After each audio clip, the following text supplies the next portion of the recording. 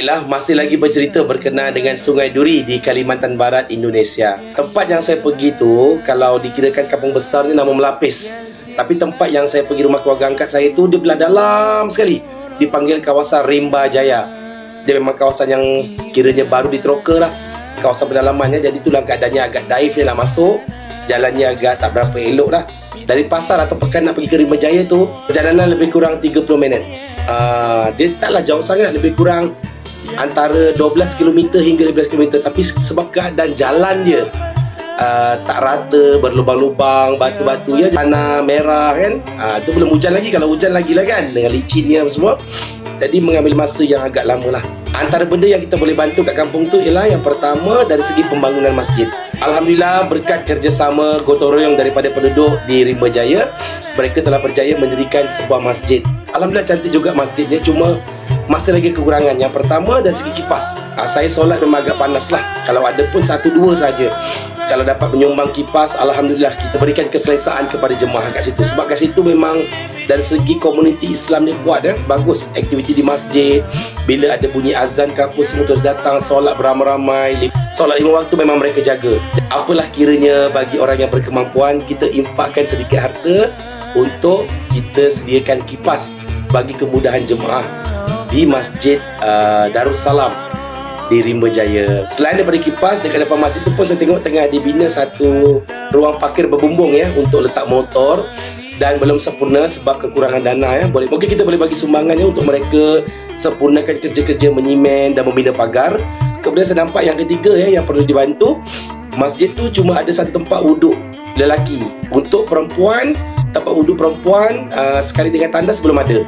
Jadi 3 benda tu lah yang boleh dibantu dekat masjid, iaitu kipas, tempat parkir, yang ketiga tandas serta tempat ambil wuduk wanita. Tapi buat masa ni bagi saya yang penting adalah kipas dulu, keselesaan jemaah. Sebab ada masa-masanya kawasan kat situ memang terlalu panas.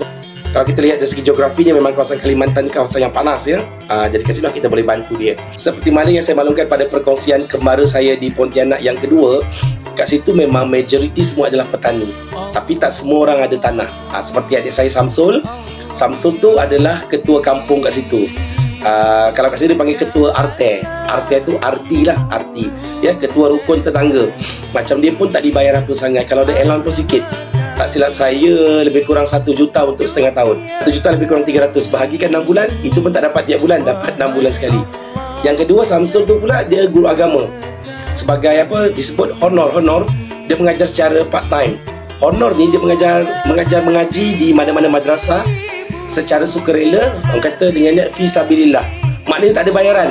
Kalau ada pun allowance lebih kurang RM80,000 sebulan.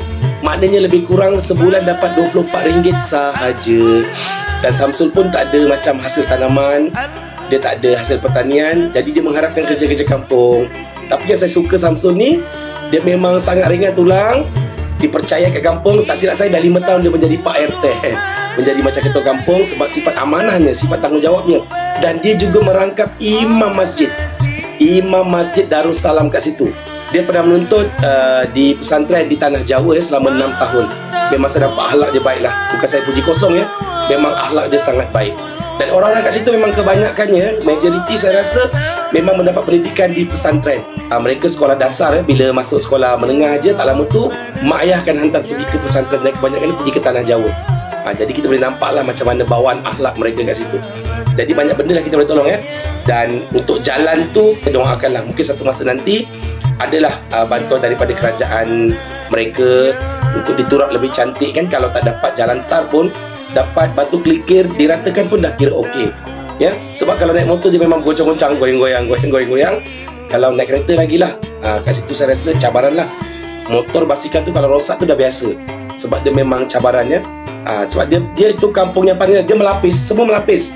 Tapi ni melapis paling dalam dipanggil Rimba Jaya. Dan bahagian dalam sekali adalah tanaman nenas dan sebagainya lah. Dia kawasan baru dibuka. Kenaan pendapatan pula, saya rasa majoriti rata-rata sebulan mungkin tak lebih RM400, di bawah RM400, malahan mungkin di bawah paras RM200.